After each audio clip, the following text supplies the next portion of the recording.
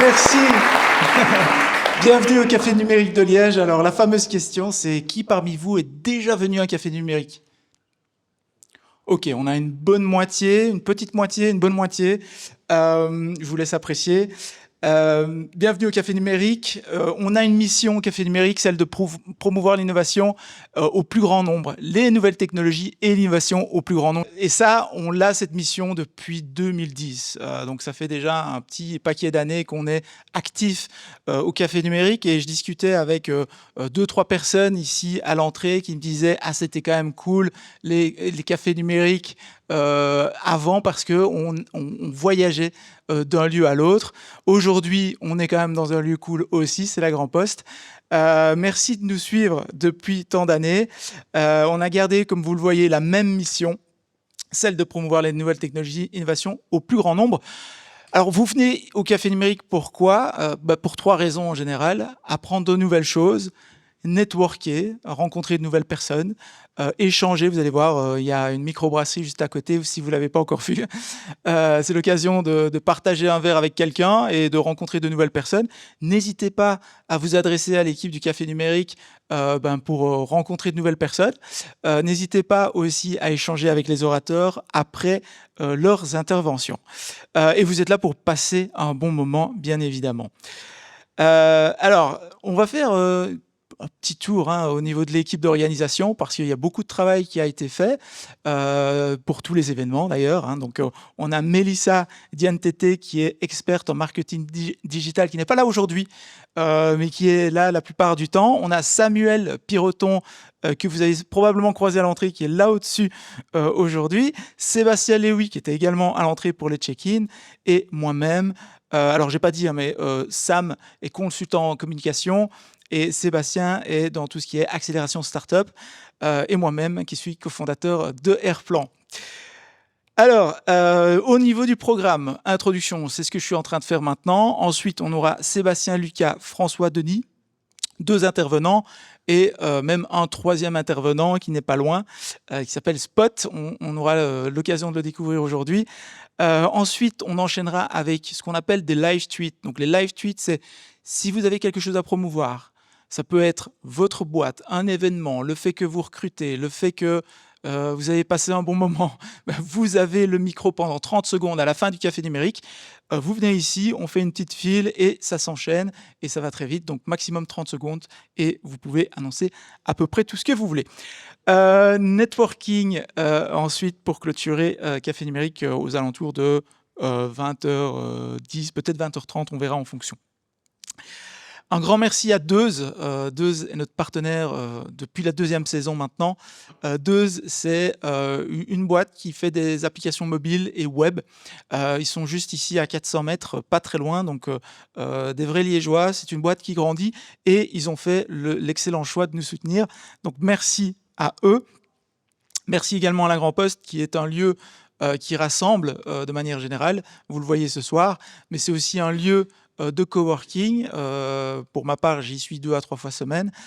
C'est un lieu où vous pouvez avoir des réunions, vous pouvez travailler fatalement, vous pouvez organiser vos événements aussi. Il y a un rooftop notamment, il y a une microbrasserie, un food market, et puis il y a aussi des lieux plus privatisés où vous pouvez louer pour vos activités à temps plein ou à temps partiel. Et puis vous avez aussi des endroits pour enregistrer des podcasts. Enfin, vous avez plein de choses. Un grand merci aussi à Ecodimension qui nous enregistre en ce moment. Alors, il y a beaucoup de caméras. Il y en a une là, une là, une là, une là, et peut-être même d'autres que je n'ai pas encore découvert. Merci à lui d'avoir géré d'ailleurs énormément d'aléas techniques qu'on a rencontrés aujourd'hui, mais tout est en place, donc c'est super chouette. Donc, merci à tous nos partenaires. À vos agendas, 3 juin, ce sera le prochain Café Numérique. La thématique sera communiquée sur le site cafenumérique.org. Le site est très simple, donc il y a une page où on met à chaque fois à jour avec les nouvelles thématiques qu'on a sur le site, et c'est très simple aussi de s'inscrire, donc c'est gratuit en plus de ça. cafenumérique.org. Voilà, il ne me reste plus qu'à céder la parole à François Denis et Sébastien Lucas. Nous allons commencer avec Sébastien Lucas. Donc François Denis qui est lead programme manager chez Buildwise et Sébastien Lucas qui a pris le train ce matin de Paris. Donc merci à lui de faire le déplacement. Donc Sébastien qui aura une approche évidemment sur l'IA dans l'architecture et la construction, en particulier l'IA générative, et François Denis qui aura aussi des thématiques liées à cela, mais aussi des thématiques qui seront sans doute aussi plus, on va dire, hors ligne dans la vie réelle avec le petit robot juste à côté. Je pense que je n'ai rien oublié. Non, je pense pas. Je pense que je n'ai rien oublié. Donc, je vais laisser la parole si vous voulez. Ah si, peut-être une petite question. Qui parmi vous est architecte? Waouh. Waouh, ok. Trois quarts de l'audience, en fait. Qui est dans la construction de manière générale? Alors, ça comprend les architectes, évidemment, hein. Donc, en fait, c'est bon. On a toute la construction ici. C'est super. Bienvenue à vous tous. Passez un bon moment. Et puis, merci d'accueillir Sébastien.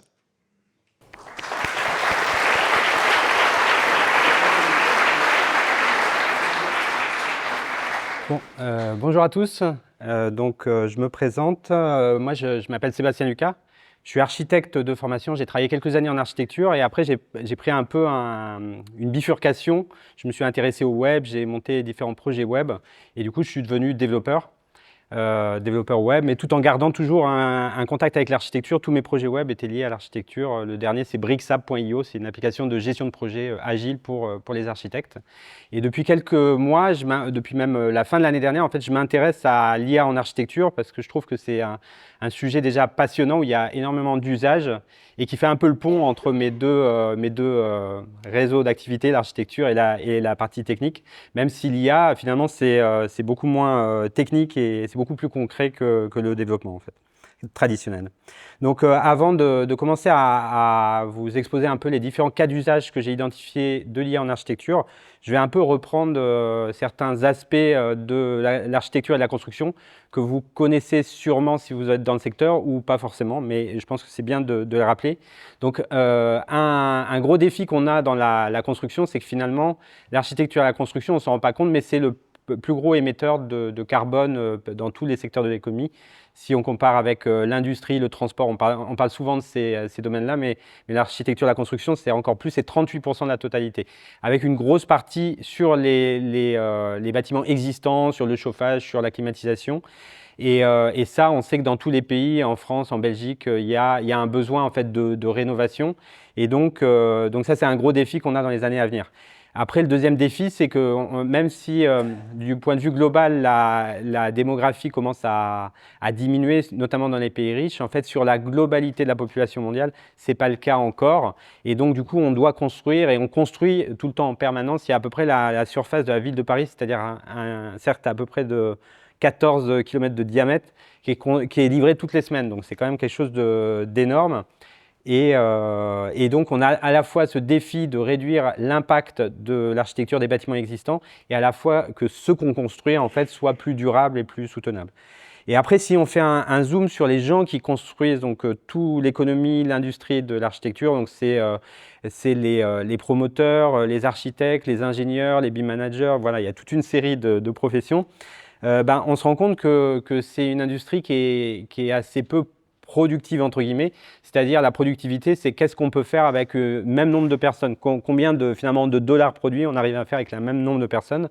Et quand on regarde, si on compare avec d'autres secteurs, notamment l'industrie manufacturière, donc les voitures, la construction d'objets, on voit qu'il y a eu des progrès énormes en 20 ans et dans la construction, c'est seulement 1%. Et ça, c'est en partie dû au fait que finalement, ça reste quand même une industrie assez traditionnelle où quand on construit par exemple en béton, finalement, il y a des mêmes pratiques qu'on faisait il y a 20 ans, il y a 30 ans. Alors évidemment, il y a des choses très techniques parfois, mais ce n'est pas la majorité. Et du coup, la conséquence de ça, c'est que c'est une industrie qui a du mal à innover parce qu'elle n'a pas assez de marge de productivité. Quand on prend les grandes entreprises du numérique, elles ont une marge énorme et ça leur permet d'innover. Dans le bâtiment, c'est moins possible. Donc maintenant, il y a l'IA qui arrive dans ce panorama-là et donc elle nous fait toute une série de promesses en fait. Donc la principale promesse, c'est justement ça, augmenter la productivité. Donc est-ce que ça va vraiment réussir? Ça, on le saura dans les prochaines années. Une autre promesse, c'est d'améliorer les décisions. Souvent, dans le cycle de conception d'un bâtiment, il y a des erreurs qui se font. On ne prend pas toujours les bons choix et il y a une certaine lourdeur qui est due au fait que quand on conçoit un bâtiment, on ne peut pas revenir en arrière. Il y a un moment où c'est trop tard en fait. Si on commence à construire quelque chose et qu'il faut démolir, on ne va pas démolir pour ça. Du coup, plus on prend les meilleures décisions plus tôt dans le cycle de conception, mieux c'est et moins c'est coûteux. Et l'IA va sûrement nous permettre de faire ça en fait. Donc l'optimisation des bâtiments, c'est la même chose. Donc ça, c'est aussi lié à la performance finale des bâtiments. Il y a l'esthétique du bâtiment, mais il y a aussi la performance, notamment énergétique. On peut également étudier beaucoup plus de solutions avec une IA qu'on pourrait le faire manuellement. Donc du coup, on peut se dire, on va trouver des meilleures solutions.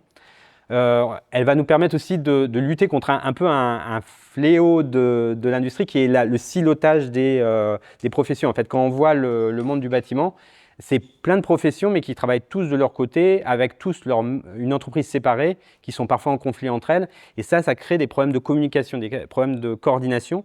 Et l'IA va peut-être nous permettre de lutter contre ça. Et finalement, réduire les coûts, les délais. Quand on voit les grands bâtiments construits, je sais pas, la Philharmonie de Paris à Paris, par exemple, mais plein dans le monde, il y a plein d'exemples. Dans chaque capitale, il y a des grands bâtiments un peu fétiches, et on voit les coûts estimés et les coûts finaux. En fait, ça peut aller du simple ça peut être multiplié par 10 dans le pire des cas. Et ça, c'est pas normal si on compare à d'autres industries. Et au final, ça peut nous permettre aussi d'avoir une meilleure qualité de vie. Parce que moi, en tout cas, en tant qu'architecte, quand je travaillais en architecture, on travaillait tard. C'était un peu même quelque chose qu'on inculquait un peu dès l'école.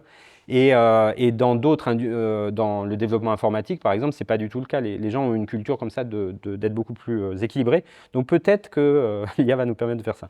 Donc pour introduire l'IA, donc là, ce que je vais vous montrer, c'est un peu les cas d'usage. Donc évidemment, je n'ai pas tout listé. Il y a beaucoup de cas d'usage. Là, c'est plus faire un peu un panorama de ce qui existe, donc en partant un peu du fil du projet, donc depuis le début du projet jusqu'à la fin en fait. Donc le début du projet, c'est quoi? C'est la planification, la faisabilité. Donc quand on est un développeur, on veut construire un promoteur en français, on veut construire un bâtiment, en fait on doit choisir une parcelle, on doit estimer si cette parcelle est viable, combien de logements on peut faire dessus, etc., combien ça coûtera. Et ça, souvent, c'est quelque chose qui est fait soit par des architectes, soit par le promoteur, mais qui est long et laborieux. Et on ne peut pas faire beaucoup d'hypothèses, en fait. Donc là-dessus, l'IA, en fait, alors l'IA, je vais juste faire une petite clarification. Souvent, on parle d'IA, mais des fois, il y a des technologies qui sont plus anciennes que la révolution de l'IA avec ChatGPT, tout ça, ce qu'on appelle le deep learning, etc. Il y a des algorithmes plus traditionnels, mais finalement qui permettent de faire ça. Donc maintenant, il y a des logiciels qui combinent les deux. Et ils sont encore plus puissants, et notamment un qui s'appelle Hectare. En fait, c'est un logiciel qui vient de Suède. En fait, les Nordiques sont assez innovants là-dessus, et qui permettent donc de créer à partir d'une délimitation de terrain. On peut créer très rapidement, en même pas une vingtaine de minutes, en fait, plein d'hypothèses d'aménagement. Donc ça, qu'est-ce que ça permet de faire? Ça permet de comparer, notamment avec des chiffres. C'est-à-dire qu'on peut commencer à préconcevoir avec des chiffres, savoir est-ce que celle-là, elle est mieux par rapport à tel critère ou par rapport à tel autre critère. Donc il y a un certain nombre d'acteurs qui se positionnent là-dessus. Et le gros avantage de faire des bons choix en amont, c'est ce que je disais un peu avant. Si on fait les bons choix en amont, c'est peu coûteux de changer à ce moment-là. Après, quand on a tous les plans finalisés, ça va être un peu plus dur en fait. Après, ce qu'on entend, une fois qu'on a choisi le terrain, après, il faut commencer à travailler. Donc là, comme toute autre profession, les architectes, ils ont plein de tâches qui ne sont pas forcément liées à la modélisation, qui peuvent être créer des documents, répondre à des appels d'offres, faire des recherches, notamment de matériaux, etc. Donc évidemment, générer des scripts sur les logiciels de modélisation. Donc tous ce qu'on appelle les LLM, donc c'est-à-dire ChatGPT et tous les logiciels équivalents comme Mistral, Llama et tout ça, ça permet évidemment d'aller beaucoup plus vite, de faire des gains de productivité. Après, il faut, ce qui est un peu difficile à mon avis, enfin je ne sais pas parmi vous, est-ce que vous utilisez déjà couramment les ChatGPT ou les LLM, c'est quelque chose qui est devenu un outil quotidien ou si vous pouvez lever la main, ceux qui l'utilisent couramment? Oui, donc il y a peut-être 10-20% qui l'utilisent couramment, mais ce n'est pas encore le cas de tout le monde. Mais à mon avis, un des blocages au démarrage, ce n'est pas tellement technique, parce que finalement, c'est des logiciels qui sont très simples, on fait juste leur parler, mais c'est plus identifier les cas d'usage, et notamment les cas d'usage métier. Donc pour cela, moi je développe notamment une formation où j'essaie de collecter ces cas d'usage sur les ChatGPT et équivalents. Et aussi, une chose que je voulais préciser, c'est que ça permet, ces outils-là, au-delà d'améliorer la productivité, il permet de faire dépasser la limite de compétences ou même de taille d'entreprise des personnes. Par exemple, moi, si je connais rien à la technique, mais je suis coincé dans un logiciel, dans Revit par exemple, ou dans un logiciel AutoCAD, il y a quelque chose qui m'embête et je n'arrive pas à le résoudre, donc j'aurais besoin d'un script, mais je ne suis pas développeur. Et il y a des gens maintenant qui arrivent à coder un petit module, comme ça en 5 minutes, enfin en 5 minutes, ils font des tests peut-être, une première fois ça ne marche pas, après ils refont un test, et là ça, finalement, ils ne sont pas développeurs, mais ils peuvent se débloquer comme ça, donc ça permet de dépasser des limites. Moi je ne suis pas ingénieur structure, je peux appeler mon ingénieur, mais je peux aussi demander à ChatGPT dans un premier temps ce qu'il en pense, en lui partageant une image ou en lui expliquant. Donc ça, c'est les chatbots. Après, un autre gros sujet, donc j'imagine que vous avez déjà vu des images générées par l'IA, et notamment les images d'architecture en fait. Sur LinkedIn, on en partage beaucoup, c'est quelque chose qui est assez séduisant. Et donc des fois c'est totalement irréaliste, mais alors juste pour résumer comment on l'utilise en architecture, pour moi il y a deux usages. Un premier usage, c'est un peu du brainstorming, c'est-à-dire de dire au démarrage d'un projet, ok, j'ai ces contraintes, le projet il fait telle taille, j'ai un certain nombre d'hypothèses, je vais dans des outils comme Midjourney, Stable Diffusion ou DALL-E, je vais à partir d'un prompt dire je veux faire un bâtiment qui ressemble à ça. Et après, par itération, ça nous permet de voir un petit peu à quoi ça ressemble. Alors, ça ne va pas être précis, parce qu'avec le langage naturel, on a du mal à être précis. On ne peut pas dire fais-moi un bâtiment de 10 mètres par 10 mètres avec 5 mètres de hauteur sous plafond et en bois. Il y a un moment, la précision, elle s'annule un petit peu. Mais on peut faire des choses très, très belles. Et ça permet aussi d'avoir un feedback avec le client beaucoup plus rapide. Et là, c'est toujours pareil sur la question de faire des choix plus rapides en amont du projet. Eh ben, le fait d'avoir un retour client beaucoup plus, enfin très rapide, ça permet éventuellement d'évacuer des hypothèses qui finalement on n'a pas besoin de travailler sur ces hypothèses, lui ça lui convient pas, etc. Voilà, et ça permet de gagner du temps. Et après, le deuxième cas d'usage, c'est de remplacer un peu le système de rendu traditionnel. Donc juste pour replacer comment on fait actuellement. Actuellement, donc, on modélise, une fois qu'on a le projet un petit peu calé, on le modélise en 3D avec des logiciels de 3D, et après, mais de manière assez fine, c'est-à-dire par exemple les fenêtres, elles sont modélisées vraiment en détail. On va peut-être mettre 1 heure dans la journée, on va mettre de la végétation, où chaque feuille de l'arbre va être dessinée en 3D, etc. Ça, c'est la méthode traditionnelle, et c'est très long, évidemment. Les perspectives, c'est coûteux de les faire. Du coup, en général, on les fait à des moments clés du projet, mais c'est à des moments clés. Et maintenant, on arrive donc, alors ça c'est une extension de ce qu'on a vu avec Midjourney, Stable Diffusion. Il y a maintenant des plugins qui permettent de combiner deux choses. La première chose, c'est mon projet. Donc mon projet, ça peut être une 3D fait très rapidement, ça peut être un croquis à la main. Donc là aussi, ce qui est intéressant, c'est qu'on revient finalement à des méthodes très simples où on peut partir du croquis à la main et d'arriver vers la 3D finalisée. Et l'avantage de ça, donc ça permet d'aller plus vite, d'avoir un rendu qui est moins coûteux, et ça permet d'en faire plus souvent. Ça veut dire qu'à chaque petit moment du projet, enfin moment important du projet, on a à faire des décisions. Finalement, on peut faire des décisions sur une image très réaliste, et les gens qui ne sont pas professionnels de l'architecture, ils vont avoir beaucoup plus de facilité à faire des retours informés quand c'est réaliste. Après, il y a l'aspect modélisation. Une fois qu'on a fait des belles images, ça ne suffit pas. En architecture, on sait que ce qui fige le projet, c'est soit une 3D, soit une 2D, mais en tout cas, c'est la modélisation précise du projet.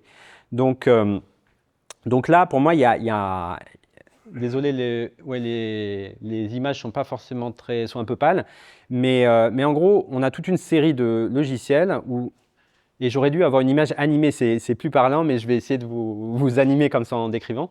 En fait, là, ce plan-là qui est dessiné au milieu, en fait, c'est l'un des plans parmi une centaine d'itérations possibles.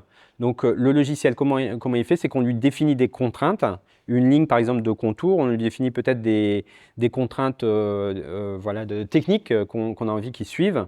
Et après, lui, il va générer plein de variantes du plan en un temps record. Donc l'avantage de ça, c'est qu'on va pouvoir... il ne va pas forcément faire le travail à notre place, hein. On va devoir choisir évidemment, et peut-être qu'on va retravailler après, mais au moins ça va nous faire une liste, un peu un catalogue des possibilités par rapport à des contraintes données. Ça permet aussi d'éviter de perdre du temps à dessiner des toilettes. Moi je me souviens de dessiner des toilettes, vérifier qu'il est handicapable, tout ça, ça prend du temps et finalement c'est pas là notre valeur ajoutée, donc ça permet de faire ça aussi. Et ça permet de travailler avec les données, c'est-à-dire si on compare différentes versions du plan, peut-être on en compare une dizaine, une centaine, bah, du coup on peut choisir celle qui est par rapport aux données.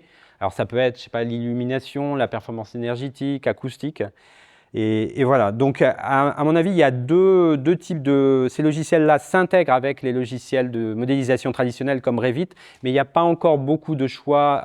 Il y en a un qui s'appelle Plant Finder par exemple qui fait ça, qui est intégré. Finch 3D aussi s'intègre également. Non, je pense qu'ils ont quand même...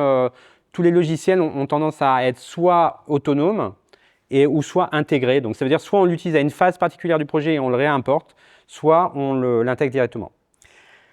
Alors une fois qu'on a modélisé, on a fait plein d'options, après justement un des gros avantages de l'IA, mais pas que de l'IA, hein, c'est là quand on voit un écran comme ça, une analyse en gros de l'éclairage naturel en fait. Là par exemple on a une analyse de l'éclairage naturel, dès qu'on bouge la géométrie, bah, ça va se mettre à jour et via un système de couleurs et de données on va pouvoir avoir des retours.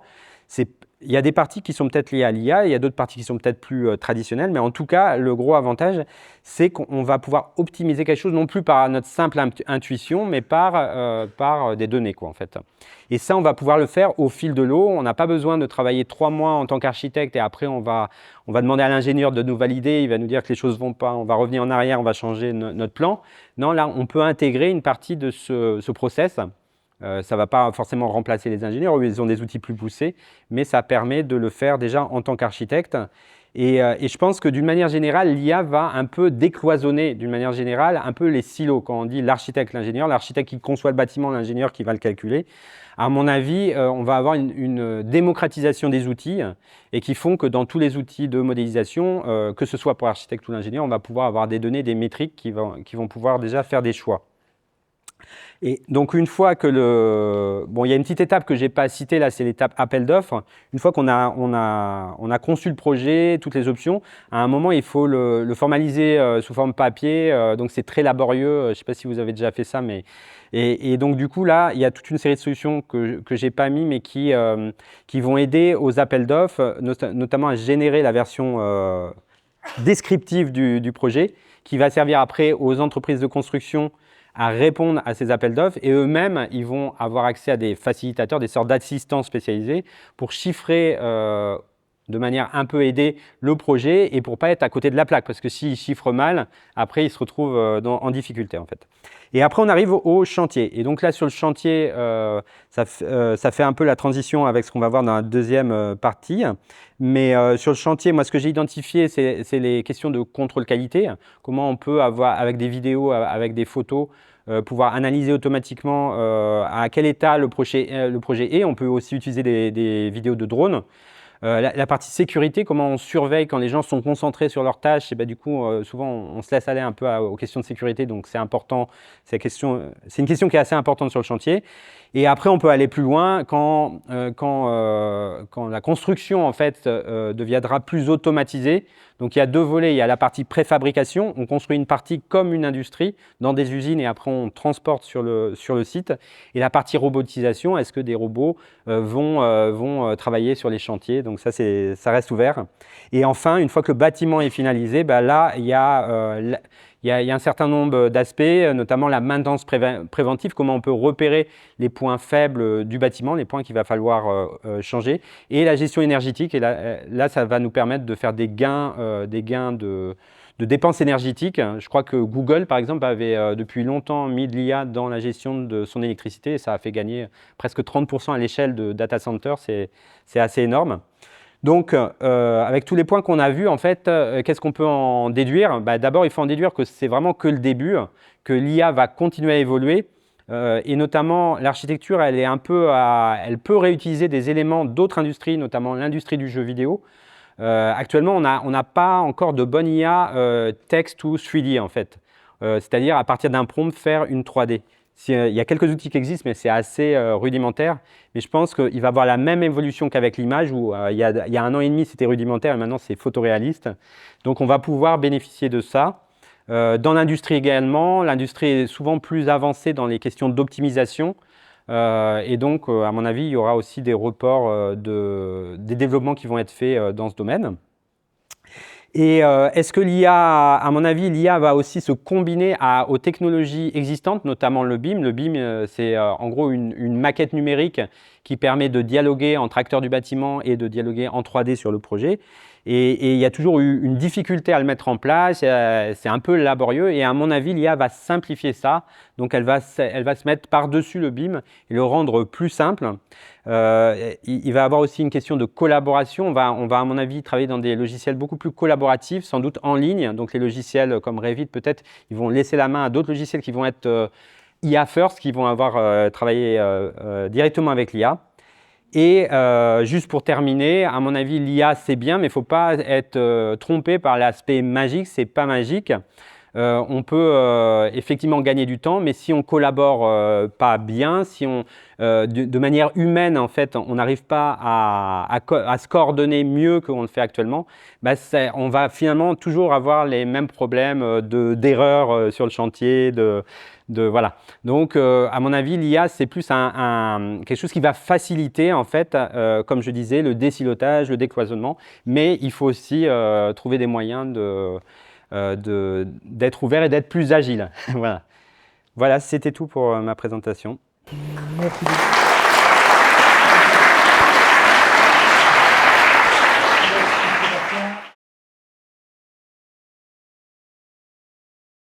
Parfait. Donc, le titre de ma présentation, c'est intégrer l'IA au processus de construction, gagner en efficacité et en rentabilité. Ça, c'est la partie sérieuse, mais comme on est déjà à 19h30, il y a un titre peut-être un peu plus léger.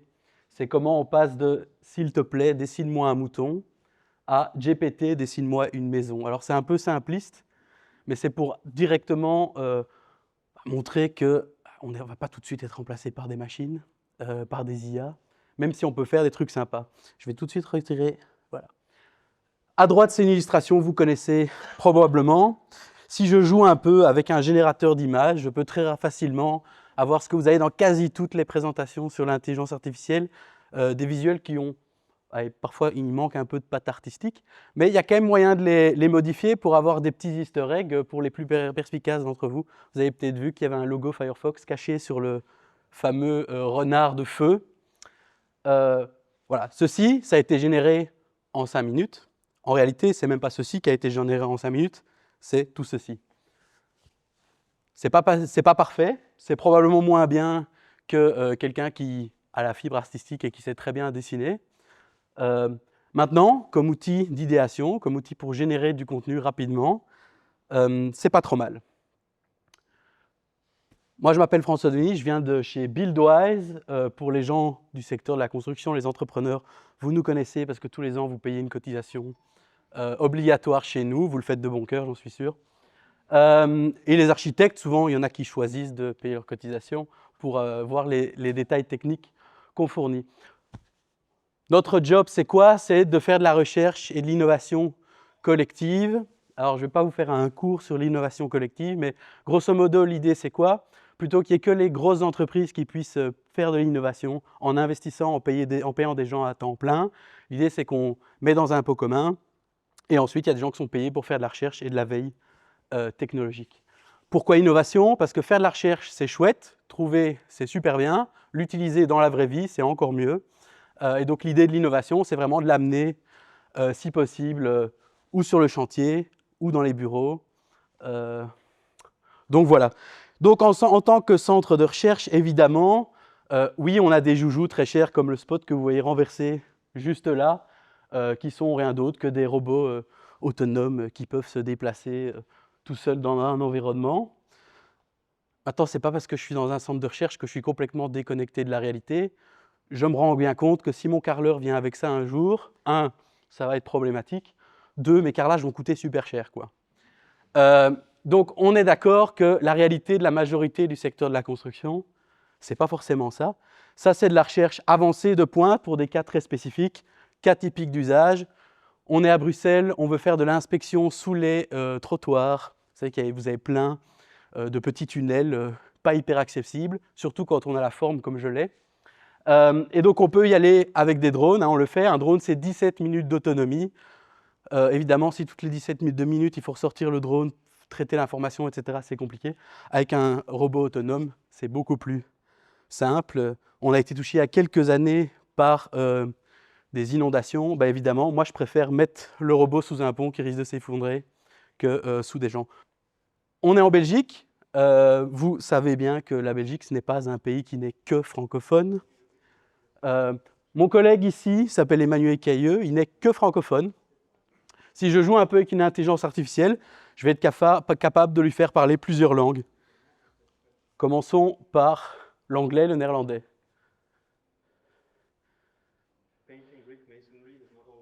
C'est pas lui qui parle. On a utilisé sa voix, on a régénéré le son, et il y a un début de synchronisation faciale, labiale qui a été faite. Bon, on est en Belgique, mais on est aussi dans le secteur de la construction, donc moi je ne me limite pas à ces 3 langues, évidemment.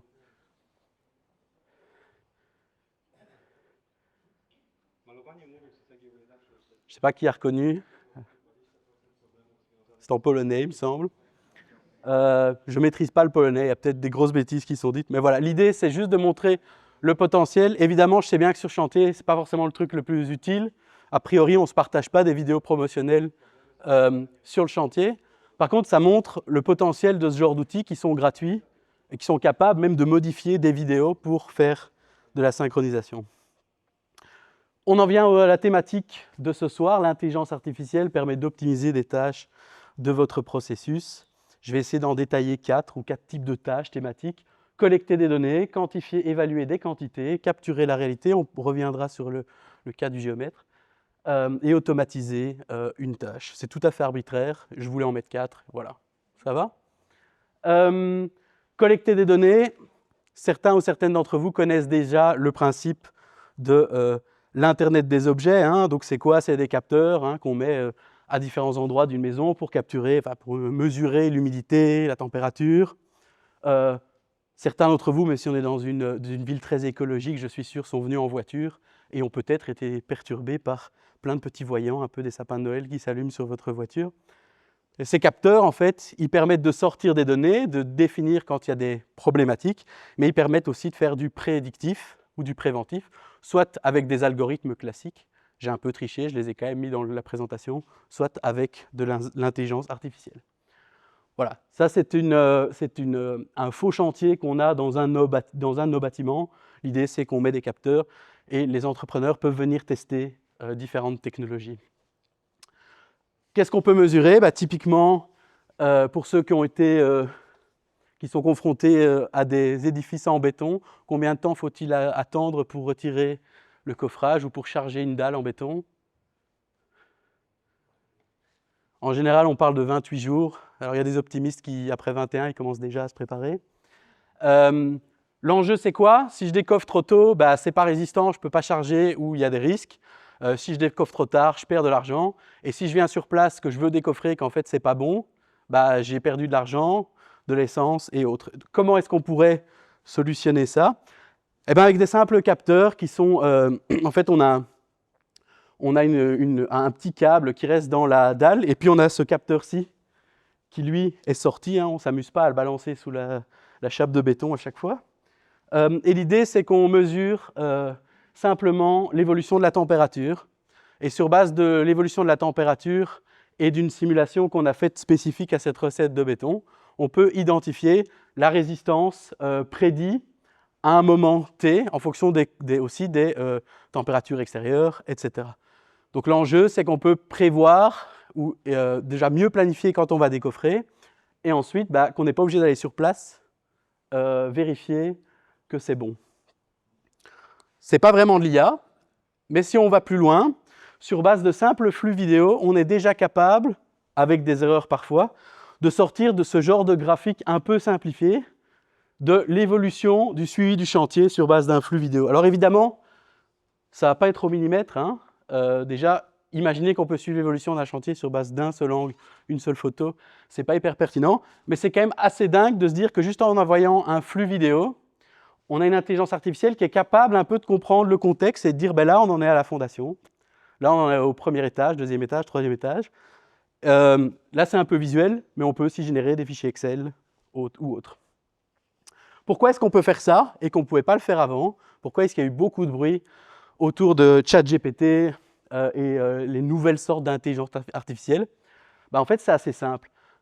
Avant, quand on avait ce qu'on appelait des intelligences artificielles, elles n'étaient pas au courant de leur contexte. Ça veut dire quoi? Ben, si je créais un algorithme qui devait reconnaître les ouvertures pour mes fenêtres, il allait reconnaître que les ouvertures pour les fenêtres. Si je faisais un algorithme pour reconnaître des briques, super bon pour reconnaître des briques, mais si manque de bol, ma maison elle est devant une flaque avec de l'eau, et qu'a priori ça réfléchit un petit peu la lumière, il y a de fortes chances qu'il me compte des briques sur ma flaque. Et ça, je ne veux pas. Typiquement, a priori, ici, je n'ai pas besoin d'une intelligence artificielle pour savoir que c'est une personne, et j'en ai pas vraiment grand intérêt. C'est une personne. Ce qui me pose problème, c'est est-ce que cette personne est en sécurité ou pas. Typiquement, elle travaille en hauteur, elle a les équipements de protection ou autre. Et donc, ce que je veux, ce n'est pas un outil qui me dit juste ben, « il y a quelqu'un », c'est quelqu'un qui est capable de comprendre le contexte et de dire « il y a quelqu'un, il n'a pas peur, le gars ». Voilà. Et donc, typiquement, avec les nouvelles intelligences artificielles, donc ici, c'est Lava. Vous connaissez peut-être Llama, qui est l'équivalent de ChatGPT de Meta. Lava, c'est la partie vision. Si on lui met une image comme ceci, qui a priori n'a aucun sens, l'intelligence artificielle est capable de comprendre que ça n'a pas de sens. Alors ça paraît peut-être idiot comme ça, mais en fait c'est une énorme avancée. C'est-à-dire qu'elle comprend le contexte. Et il le dit d'une manière beaucoup plus avancée que ce que moi je suis en train de vous dire. Moi je vous dis que ça n'a pas de sens, c'est tout. Et donc si on revient avec... Je vais revenir en arrière pour la lancer. Hop. Si on revient avec des images caractéristiques ou de défauts ou l'image de la personne qui travaille en forte hauteur, je vais pouvoir demander à l'intelligence artificielle de l'analyser. Alors elle va faire des erreurs, c'est ce qu'on appelle des hallucinations. Il y a plein de manières de limiter ça, mais ça reste assez impressionnant. On va attendre quelques secondes. La personne ne tape pas très vite, je suis désolé, mais voilà.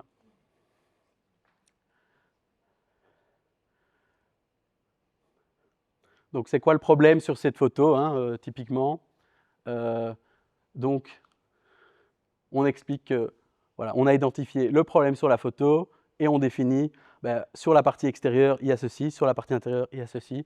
Voilà.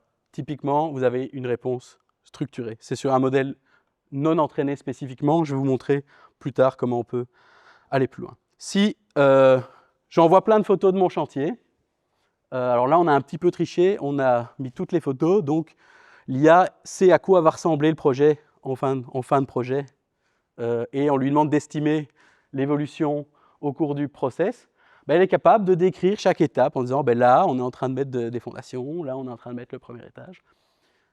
Et donc, si on couple ça à un petit code qui va sortir des fichiers Excel, on peut avoir un espèce de méta suivi de chantier. Attention, hein, on n'est pas encore dans un truc super avancé. Mais ça montre que si on met juste une caméra sur un chantier, on est capable de détecter certaines étapes à certains moments clés. On n'est pas encore capable de faire un suivi automatisé super avancé. Est-ce qu'on veut faire ça? Je ne sais pas. Mais dans certains projets, c'est parfois sympa d'avoir un suivi intermédiaire entre les 2 visites ou 3 visites de chantier qu'on fait. Je vous parlais de la mission de Buildwise. On a des collègues qui font ce qu'on appelle les avis techniques. Donc un entrepreneur a un problème sur chantier, il nous appelle. quelque chose, une mise en œuvre un peu particulière. Donc, ce n'est pas des gens comme moi qui jouent sur des ordinateurs, hein, c'est des gens qui ont des vraies compétences métiers. Ils viennent sur chantier et ils définissent, ben voilà, il y a tel problème, pour le résoudre, l'humidité, il va falloir aérer, il va falloir complètement retirer ce plâtre, assainir le mur et puis ensuite on va pouvoir isoler. Et donc quand ils vont sur chantier, ils prennent plein de photos. On n'est pas plus doué que d'autres chez Buildwise, on prend plein de photos, on les met dans un dossier, on les trie pas et on espère qu'elles vont se trier toutes seules. Avant, ça n'existait pas. Maintenant, si on intègre un petit plugin qu'on a développé en interne, on y charge, on va juste dans les dossiers, on charge toutes les photos, et en fait, il va faire du tagging automatique de photos, ce qui nous permet, en tapant des mots-clés, de retrouver toute une série de photos avec des défauts ou des problèmes qu'on a déjà rencontrés. Mais ça, pour nos avis techniques, c'est super, parce qu'après, ils peuvent ensuite ils peuvent apprendre vraiment d'un chantier à un autre et le transmettre. Ça, on a dû le faire nous, même en interne. Aujourd'hui, ceux qui sont dans les suites Office 365 avec Teams, Copilot, ça va arriver, quoi. Ça se fait quasi tout seul maintenant. Même pas besoin de développer un outil. Quantifier ou évaluer des quantités. Évidemment, sur chantier, on a le mètre classique. Vous avez peut-être déjà joué avec votre smartphone, votre iPad, pour prendre des mesures. En général, le résultat, il est mitigé. Ce n'est pas super précis, mais c'est super rapide. Ça dépend un peu de l'appareil que vous avez. Mais avec les algorithmes et l'intelligence artificielle, on arrive parfois à compenser ou à amener des résultats assez intéressants. Ce que vous voyez tout à droite, c'est un outil que fait Leica. Donc ceux qui travaillent beaucoup avec des géomètres doivent connaître Leica. C'est rien d'autre qu'un smartphone sous Android avec 2 capteurs optiques, un à chaque coin, et un distomètre laser. Quand je prends une photo, en fait, il prend 2 photos et il prend une mesure. Si je me décale de 60 cm, que je prends une deuxième photo, j'ai pris au total 4 photos et 2 mesures. Ça triangule, ça fait une photogrammétrie, je peux prendre des mesures sur une photo. Évidemment, ce n'est pas magique. Si vous faites une photo à 300 mètres de ce que vous voulez mesurer, ça ne marchera pas. Mais ça marche. Donc le résultat, c'est ce qu'on a en haut à droite. Hein. Donc sur base d'une simple photo, on peut prendre des mesures sur les façades. Si l'auditeur énergétique qui était venu faire ma maison avait eu ça, je pense que je me serais arraché moins les cheveux. On peut utiliser l'IA pour compter des objets. Ce n'est pas parfait, comme un être humain qui compte, mais ça le fait en une demi-seconde, même pas. Cette photo, c'est une photo qu'on utilise souvent. Je pense sur la photo initiale, il y a 92 éléments. En général, il en compte entre 89 et 92. Et il étiquette ceux qu'il reconnaît. Donc on voit assez rapidement quand il en manque un. S'il faut absolument être certain à 2000% que vous avez 92 éléments, ce n'est pas conseillé. Si vous êtes sur un chantier à Bruxelles, qu'on vous livre des échafaudages, souvent on vous livre des lots, ce n'est pas forcément à l'échafaudage près. Le camion est en double fil, il faut très rapidement évaluer si vous avez la bonne quantité ou pas pour valider. Je ne dis pas que c'est magique, mais je pense que ça peut aider. Si on combine ça avec d'autres usages, c'est aussi le développement d'un collègue, en faisant soit un vol de drone et de la photogrammétrie, soit un scan. Donc, photogrammétrie, c'est l'équivalent de ce que je vous disais avec le Leica. On prend plein de photos avec des recouvrements, on les met ensemble, ça fait une 3D, et sur base de cette 3D, on peut commencer à sortir des quantités. Avant, la photogrammétrie, ça demandait beaucoup d'opérations manuelles. Ici, c'est un exemple d'un applicatif qui s'appelle SkyStock, qui est disponible gratuitement sur notre site, où sur base d'un vol de drone, où on fait plein de photos, il va automatiquement faire de la détection de tas, c'est la vidéo que vous allez voir à droite, et ça va permettre de quantifier les volumes de matériaux. Quand on voit le prix du mètre cube de terre ou de la location d'un conteneur, si on peut évaluer rapidement et pas se tromper à une unité près, c'est quand même assez utile. Donc là, c'est un chantier qui a été fait, c'est chez Nonnet, entreprise du Namurois. Et donc, on balance toutes les photos dans l'outil travaille, il va faire de la segmentation automatique sur base des photos, et il va nous sortir les différents tas, on va le voir à droite. Je n'ai pas triché, je n'ai pas accéléré les vidéos exprès. Donc en gros, à droite, il fait ce que vous voyez sur un outil spécialisé à gauche, sauf que ça le fait de manière automatisée. OK. Ça a sauté. Vous voyez les tas à gauche qui sont numérotés. Donc l'idée, c'est vraiment juste de faire de la reconnaissance de tas. Il y a d'autres applications. Celle-ci, elle n'est pas développée par nous, mais c'est pour montrer justement le potentiel de l'IA. Avec un smartphone type iPhone Pro, iPad Pro, vous avez un capteur dessus qui est un capteur LiDAR. Alors, ce n'est pas un scanner laser, mais c'est quand même très proche technologiquement. Ça a une portée de 4 à 5 mètres. Et ben, avec cet outil-là, et puis votre appareil qui est déjà relativement puissant en termes de calcul, juste en vous déplaçant autour du tas, vous allez être capable d'établir le volume de matière. Alors vous allez voir, c'est assez drôle parce que je pense qu'on lui a dit il faut que tu fasses ton scan le plus vite possible parce qu'en vidéo, il faut vendre. Donc il va un peu courir pour faire son scan et puis après on va attendre quelques secondes pour que le téléphone travaille. Donc ce n'était pas forcément hyper efficace. Donc il se déplace. Vous pouvez tester cette application, vous avez un scan gratuit par jour pour tester. Bon, pas suffisamment pour un usage professionnel, mais pour voir si ça marche, c'est déjà pas mal. Alors, il y a de l'intelligence artificielle, vous allez le voir, mais ça me sort des quantités dans le système américain, impérial. Donc, on peut avoir de l'IA et quand même être un peu idiot au niveau des unités. Hein. Ça, c'est de l'ancienne génération d'IA. C'est de l'intelligence artificielle pour reconnaître des objets. Typiquement, on parlait tout à l'heure de l'impact environnemental du monde de la construction. On fait de plus en plus des diagnostics ou des inventaires réemploi. Alors, ça coûte assez cher à faire. Alors, ce n'est pas la partie la plus problématique. Hein. La partie juste démontage est aussi problématique et ça, ChatGPT ne peut pas aider. Mais voilà, sur base de simples photos, on est déjà capable de sortir des inventaires. Encore une fois, à voir s'il faut absolument avoir un inventaire précis à l'unité près ou pas.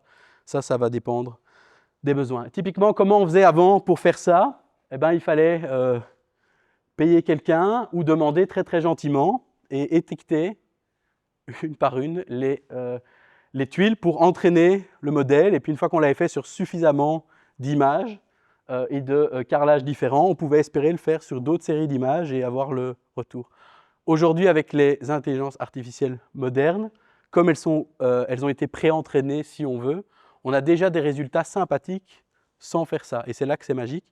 Vous avez même maintenant des IA qui sont faites pour entraîner votre modèle. Donc, encore une fois, si vous prenez ChatGPT, ça ne va pas marcher, mais il y a des petites astuces à faire. Vous voyez que ce n'est pas entouré de manière très précise, ce n'est pas grave. Hein. L'idée, c'est juste d'identifier qu'il y a un objet à l'intérieur du carré. Et donc, typiquement, ça c'est un test qu'on avait fait avec Rotor, vous connaissez peut-être à Bruxelles. On balance des photos dans un outil. Alors normalement, je pense que voilà, on se la joue un peu Matrix. Hein. C'est toujours plus impressionnant. Donc ça tourne un petit peu. Et ensuite, il va étiqueter en fait les photos et vous allez voir que sur chaque photo, il va avoir dessiné les petits carrés qu'on vient de faire.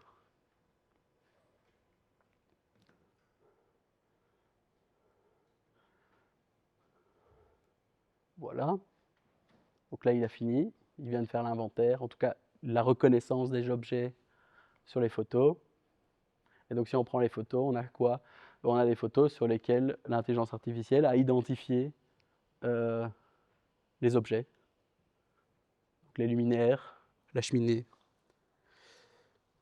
Sur des façades, pour des modèles énergétiques, pour vérifier la planéité, c'est pareil. Avant, c'était pas mal de travail manuel. Aujourd'hui, avec des outils, on peut faire de la détection automatique de plans de façade et d'ouverture, ce qui permet de sortir des quantités, etc. Je ne vais pas rentrer dans le détail. Compter les pavés dans une cour. Alors, ça peut se faire avec des drones. Ça prend pas mal de temps, mais c'est faisable. Nous, pour le jeu, on l'avait fait avec une caméra 360. Je vous montre le résultat juste après. Mais donc, même discours que sur la présentation précédente. Il y a plein d'outils que vous utilisez probablement déjà aujourd'hui qui commencent à intégrer de l'IA. simplement parce que ça permet d'optimiser certains processus. Notamment tout ce qui est reconstruction de 3D, c'est quelque chose qui demande pas mal de ressources. Le faire de manière automatisée avec l'IA, ça marche assez bien. Donc ça, ce que vous allez voir, c'est une petite animation, mais la capture ici, elle a été prise avec une caméra 360 que vous pouvez acheter à la Fnac. Moi, je trouve que c'est pas mal. Et donc, vous pouvez vous déplacer dans l'environnement comme si vous y étiez. On parlait tout à l'heure de la segmentation des nuages de points. Donc, si vous avez déjà travaillé avec des nuages de points, vous savez que souvent, on pense que le plus simple, c'est de prendre les mesures. En réalité, le plus simple, le plus difficile, c'est bel et bien de traiter cette information après coup. Aujourd'hui, dans un iPhone ou dans un iPad, si on combine le LiDAR et une intelligence artificielle, vous voyez en temps réel la 3D qui est en train de se reconstituer. Pas précise au millimètre. Maintenant, pour faire des vues de rendu pour un client en rénovation, pour évaluer le nombre de mètres carrés à peindre, en quelques secondes, c'est pas mal. Petit bonus, on s'est amusé à faire des exports de cette géométrie. Elle est structurée selon le format IFC. Vous prenez un iPad, en réalité, donc iPad Pro ou iPhone Pro. En fait, c'est un API développé par Apple qui fait de la reconnaissance d'objets sur base des images capturées et du capteur LiDAR. Alors, il y a plein de limites. Si vous avez une porte avec une arche, le truc ne comprend pas parce que pour lui, une porte, c'est parallélépipédique. Donc, je ne dis pas que c'est parfait. Maintenant, il y a des outils qui permettent après de modifier à la volée. Il reconnaît certains objets, certains mobiliers, donc ça c'est pas mal parce qu'il peut déjà nettoyer un peu des erreurs, là où un scan classique, il faut encore retirer tout ça. Si vous voulez voir le résultat du même scan sans intelligence artificielle, c'est le résultat que vous avez à droite. Donc c'est impressionnant parce qu'il cale les textures sur le scan. Maintenant on est d'accord que c'est beaucoup moins propre pour avoir un modèle de base pour faire une rénovation.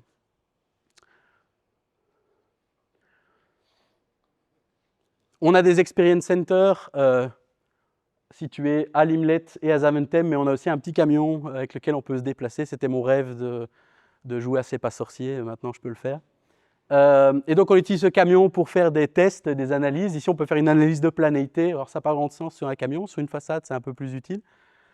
Typiquement, ce genre de travail, on ne s'en rend pas compte, mais il y a une intelligence artificielle qui bosse derrière et qui le fait de manière automatisée.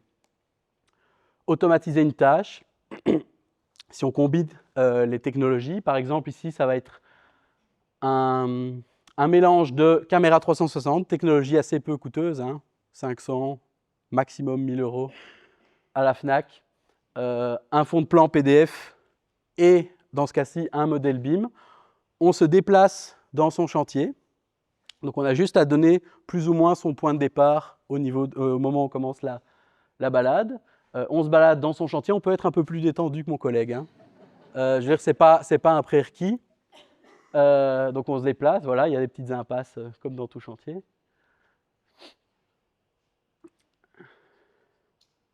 Ensuite, on arrive sur place et en fait, l'outil va être capable de mettre en parallèle le modèle 3D et les prises de photos.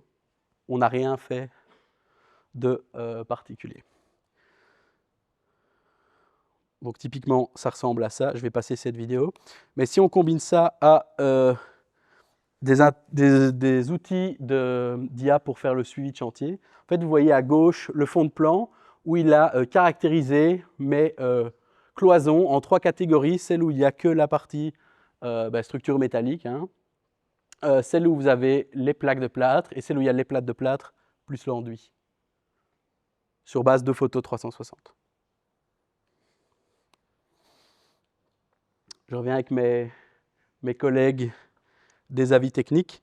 Ça, c'est une vidéo qu'on vient de finir aujourd'hui. Donc, est-ce que ceux ou celles qui ont déjà utilisé ChatGPT, est-ce que le phénomène d'hallucination, ça vous dit quelque chose? Donc, c'est les intelligences artificielles type LLM, elles sont faites pour être super balèzes pour communiquer, mais leur but, ce n'est pas forcément de donner des informations correctes. Moi, je travaille chez Buildwise. J'ai des collègues qui font ce qu'on appelle des notes d'information d'intention technique. Si j'utilise ChatGPT pour évaluer le respect à une norme et qu'une fois sur deux, il me sort un résultat qui n'a pas de sens, évidemment, ce n'est pas utilisable. En combinant un LLM, donc ce type d'usage, à d'autres modèles qu'on appelle, dans un processus qu'on appelle RAG, on peut avoir ce genre d'outils. Donc ici, je pose une question à l'intelligence artificielle qui a été entraînée sur des normes et des documents sur la législation des drones. Elle me répond et elle me donne les sources. Donc au lieu de lire les 300 pages de la norme, elle me dit « voilà la réponse » et ça, je l'ai trouvé à la page 57. Ça me permet de vérifier. Ben, autant le cas d'avant, j'étais pas trop chaud, autant là, je commence à me dire que je vais pouvoir l'utiliser. Autre exemple, je vous parlais de la rénovation de ma maison. Mon deviseur-maîtreur m'a sorti un prix, voilà, très bien, j'étais content. Je voulais juste vérifier que les surfaces comptabilisées dans mon audit correspondaient bien à ce qu'il m'avait calculé. Il ne m'avait pas filé un document très propre, donc c'était une vieille image, un PDF mal fait. J'étais pas chez moi, donc ce que j'ai fait, c'est simplement pris, et vous allez voir la vidéo ici, une photo avec mon téléphone, et je lui ai demandé, bah, fais-moi la somme de la colonne surface totale. Le résultat est bon, j'ai vérifié. Alors ça marche pas toujours, mais c'est juste pour montrer le potentiel. Personnellement, le nombre de fois sur un mois où ça m'arrive de faire des petites choses comme ça, alors ça se fait dans Excel, il y a plein d'autres manières de le faire, hein, ou de transposer des données de colonnes à lignes, etc. Eh ben, si je le fais 1 ou 2 fois par mois, l'abonnement de ChatGPT, c'est 20 € par mois. Faites le calcul, je pense qu'il est rentabilisé assez rapidement. On parlait tout à l'heure de faire des automatisations. Je suis un peu en retard, je vais accélérer. D'utiliser une IA pour s'aider à coder quand on n'est pas capable ou qu'on n'a pas envie de perdre du temps à coder. Ben, moi, j'ai fait un challenge avec un collègue qui n'est pas programmeur, qui avait 2 jours max, donc 2 jours prestés, pas 2 jours de suite, pour développer son outil sans ressources. C'est lui, donc il est photogénique, mais en plus il est sympa. Et donc qu'est-ce qu'il a fait? C'était une appli Caméra 360, parce que Caméra 360, c'est quelque chose que les entrepreneurs aiment beaucoup. Par contre, le cas que je vous ai montré avant avec le modèle BIM, etc., ça demande quand même un modèle BIM, un peu d'investissement.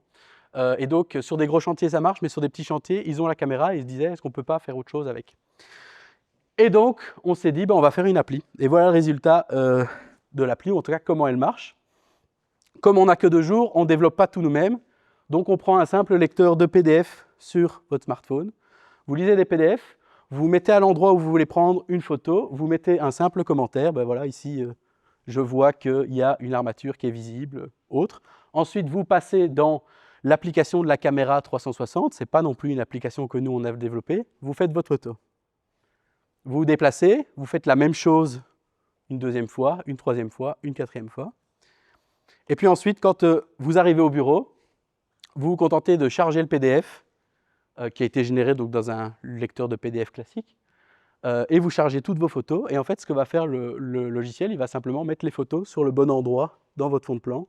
Et donc comme ça, vous avez une sorte de visite de chantier virtuel, en fait en quelques minutes sans utilisation d'outils.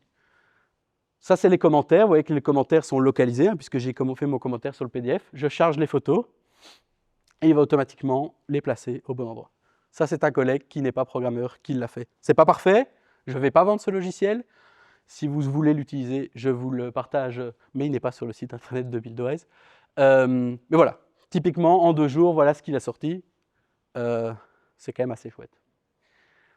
Pour finir, j'espère vous avoir montré que l'intelligence artificielle permet d'optimiser certaines tâches, peut-être pas encore le processus complet, mais certaines petites parties du processus, collecter des données, quantifier, évaluer les quantités, capturer la réalité, automatiser une tâche. Je vous mets ceci quelques instants, c'est pour ceux qui jouent avec ChatGPT, il y a le jeu de se partager des prompts et des astuces pour bien que ça marche.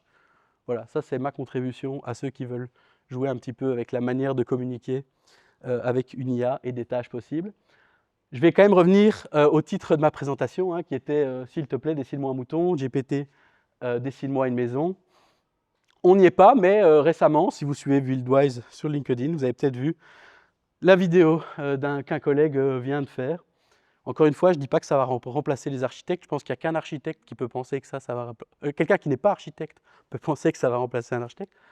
N'empêche que pour avoir des échanges avec un client en phase d'idéation sur des potentiels rendus, des ambiances, pour être sûr que ce qu'on a compris ou pense avoir compris, c'est bien ce que le client a dit. Et ben avec un simple outil type Paint, pour ceux qui sont un petit peu programmeurs ou qui veulent juste tester, le lien du GitHub est partageable, je peux vous le partager si vous le souhaitez. Voilà, je peux générer en quelques secondes des rendus, ou en tout cas des visuels, comme ça pour des ambiances. Si je vais plus loin, dans la vidéo, on peut faire pareil sur des façades. On peut même jouer au jeu, comme on le fait sur ChatGPT classique, d'essayer d'avoir l'intelligence artificielle. Vous allez voir qu'ici, à mon avis, mon collègue voulait dessiner une fenêtre horizontale. Bah, pas de bol, c'est un balcon. Mais voilà, ça, c'est les limites. Elles sont toujours présentes, mais voilà, cet outil, il existe. Et c'est juste en mettant ensemble des outils gratuits.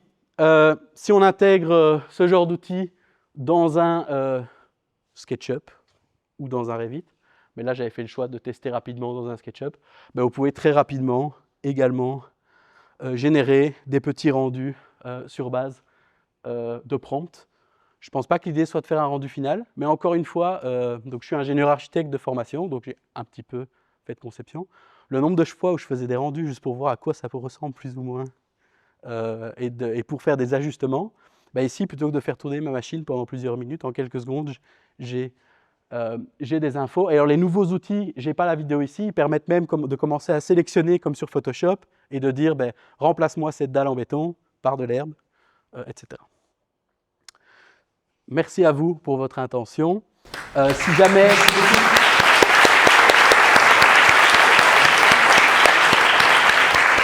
vous voulez tester ou implémenter ce genre de techno, on a la chance en Belgique d'avoir le soutien des pouvoirs subsidiants, la région wallonne notamment. Et donc, il y a un projet qui peut vous permettre de tester un peu gratuitement, qu'on vous accompagne pour tester cette nouvelle technologie. Entrepreneurs, mais j'ai des collègues dans la salle qui sont aussi de l'Union wallonne des architectes, etc. Donc voilà, il y a moyen en tout cas d'activer ça si besoin. Merci à vous. Merci beaucoup.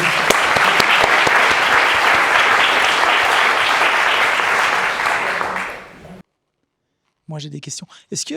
Ouais, je peux le faire démarrer, mais je le ferai démarrer après parce qu'il fait beaucoup de bruit. Et ce que je propose, c'est que les gens qui veulent le tester pourront le tester. Je vous montrerai à quoi ça sert. Vous pourrez prendre votre photo, il va danser, tout ça. Il n'y a pas de problème. Est-ce qu'il peut ramener une bière, par exemple? Non, il n'a pas la main. Il y a un certain Celui-là avec n'a pas une de main. Il a un capteur LiDAR. Mais il n'a pas de main. Ok. Là, il fait dodo, là, pour l'instant. Ouais, mais je peux le démarrer, comme ça il est prêt dès qu'on a fini ok. les tweets et compagnie. Plus de questions? C'est terminé? Allez, on va démarrer le spot dans ce cas. Non? Oui, oui. Oui, non, mais vous avez le temps, je ne veux pas mettre la pression. Donc c'est un... Pour J'en ai très envie, mais je peux me retenir. Vous allez voir, ça prend un petit peu de temps à démarrer. Alors pourquoi ça prend du temps à démarrer? Ben, simplement, vous avez deux types de robots, si je simplifie. Vous avez peut-être vu dans l'industrie automobile les gros bras qui servent à construire les voitures. Ces robots-là sont très chouettes, très efficaces. Par contre, ils ne sont pas du tout adaptés à vivre avec un être humain. Donc nous, on a un robot d'impression 3D béton à Buildwise. Quand on l'utilise, il y a des zones de sécurité. Dès que quelqu'un rentre dans le périmètre, ça bip, ça s'éteint. Pourquoi? Parce que le truc, il peut vous broyer en une seconde. A priori, un robot collaboratif, alors le spot est un peu particulier, mais son but, c'est pas de vous tuer quand il est à côté de vous. C'est plutôt de vous aider. Il y a des super vidéos sur Internet où vous le voyez qui tient une mitrailleuse. Mais donc, a priori, le but du robot, c'est plutôt de vous aider. Et donc, au démarrage, il va lancer toute une série de protocoles de sécurité. C'est ça qui fait que ça prend un petit peu de temps, puisqu'il vérifie tous ses capteurs. Parce que s'il y a un capteur qui ne fonctionne pas, il ne va pas m'autoriser à le lancer. Donc, c'est ça qui fait Est-ce qu'en Belgique, il y a des entreprises qui en ont fait l'acquisition et qui l'utilisent réellement Pour être 100% honnête, il y en a très peu. Ok. Il n'y en a pas, quoi? Il y en a peu ou il y en a... Il y en a... Alors, je pense, j'en connais deux. Ok. Et j'en connais une au Luxembourg qui n'est pas la plus grosse et qui donc ça s'appelle Stugalux, qui n'est pas une toute petite entreprise de 20 personnes, mais qui n'est pas une multinationale non plus. Et eux, ils l'utilisent, mais c'est parce qu'ils ils sont sur tout le processus constructif et eux, donc, ils ont intégré ça pour faire du suivi de chantier, etc., de manière automatisée. Pourquoi on ne l'a pas? C'est un gros investissement. Je ne sais pas si vous avez une idée de prix. de spot? Toi peut-être? Moi j'ai une idée. Tu peux jouer au juste prix. Euh, Donc on a 75 000, je garde le prix. À 75 000 ou 70 000, vous avez une voiture téléguidée. C'est-à-dire que vous avez un spot, Ouais.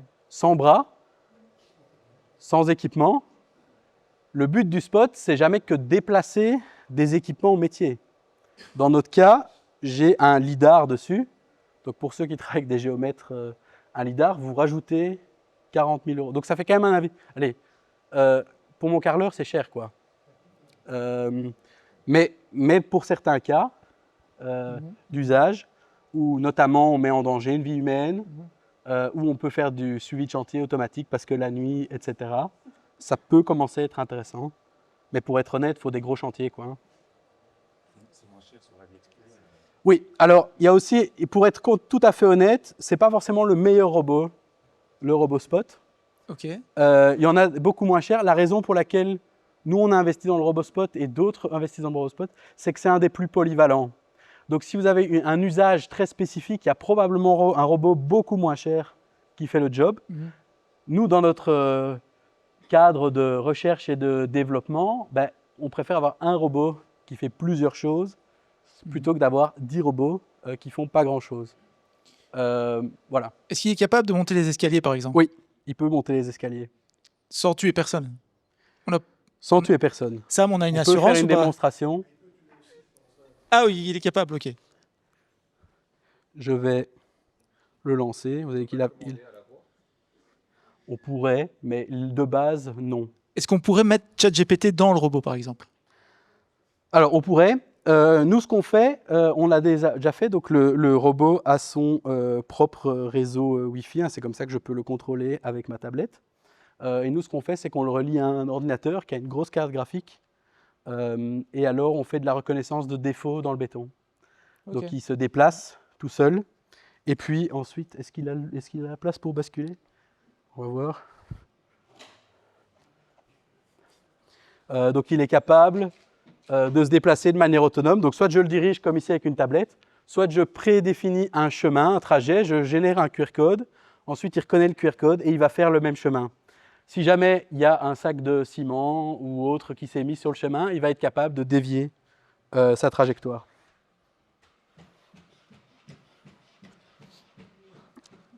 Je disais qu'il a plein de capteurs pour éviter qu'il y ait des soucis. Donc, si je le mets à la vitesse maximale, vous voyez qu'il se déplace assez vite. Si je me mets devant, je vais mettre là, comme ça il va se dévier par là.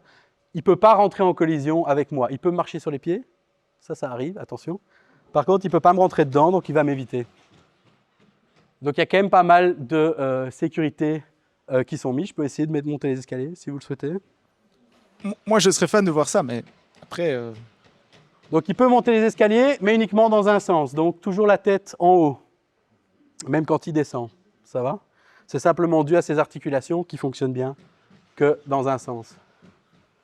Alors, il est assez efficace. La seule chose pour laquelle il a un peu de mal, pour être honnête, mais ça, c'est dû au capteur LiDAR, ça va être tout ce qui est parois vitrées. Il ne les voit pas. Ok. Il n'y en a pas dans le chemin. Donc, s'il n'y a pas un sol en parois vitrées... Nous aussi, ça nous arrive parfois.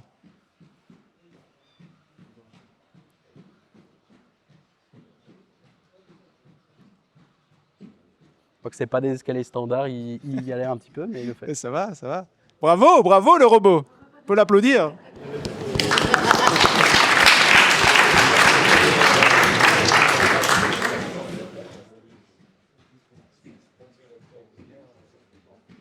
Marche arrière, ok. Oui, donc comme je disais, il marche. Si je le retourne, il va tomber. Il fonctionne que dans un sens dans les escaliers.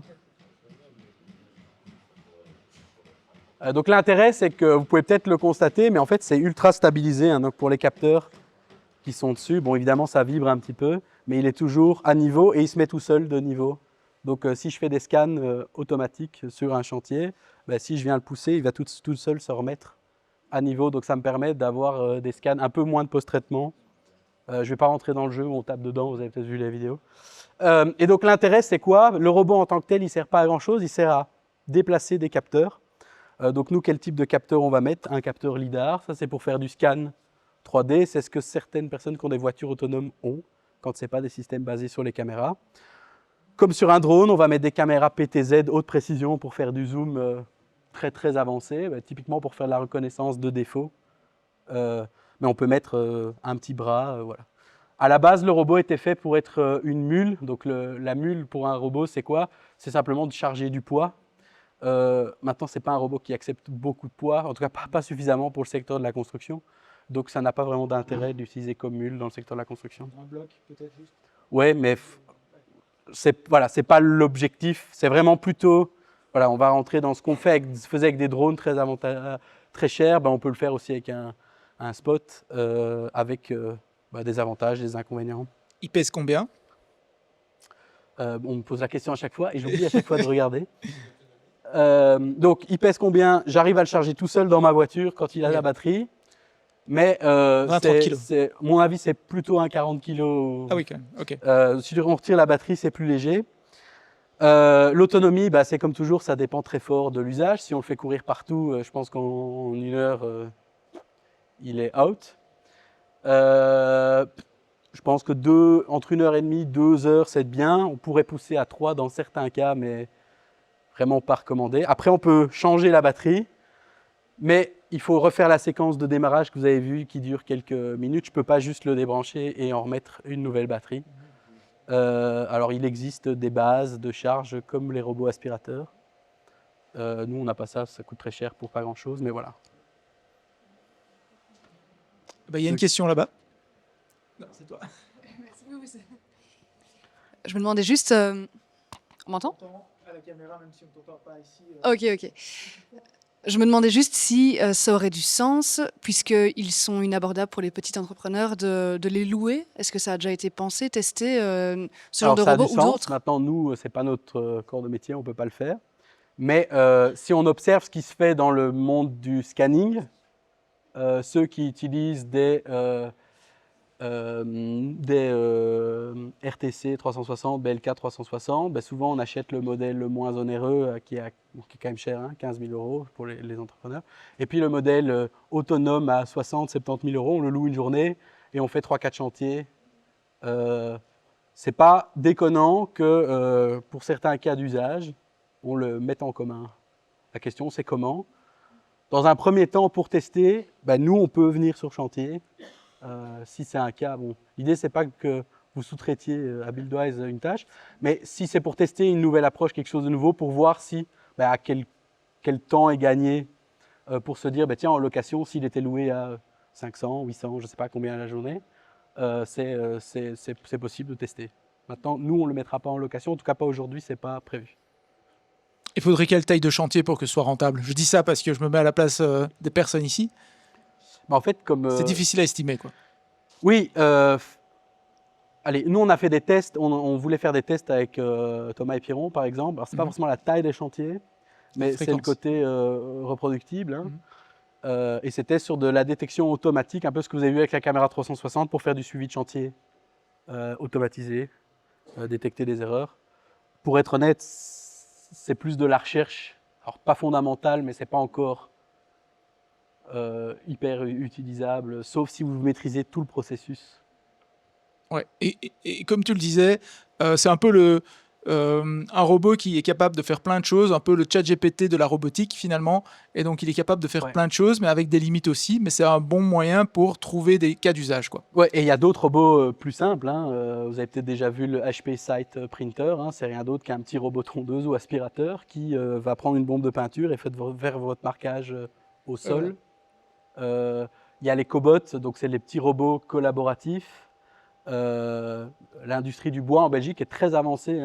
Si vous allez chez des menuisiers, etc., ils ont des CNC, etc., mais des bras robotisés qui permettent d'aider, par exemple pour le ponçage. Le ponçage, c'est une tâche qui n'est pas forcément très technique, mais qui est assez fatigante. Et donc d'avoir un robot pour poncer un escalier, des zones inaccessibles, ça commence à être possible. Et le robot va coûter 5 à 10 000 €. C'est un budget, mais quand on rentre de la machinerie et de l'industrie, c'est accessible, quoi. Je regarde Sébastien pour voir s'il a repéré des questions, non? Ok. Bah, écoutez, je vous propose qu'on remercie nos deux intervenants ce soir.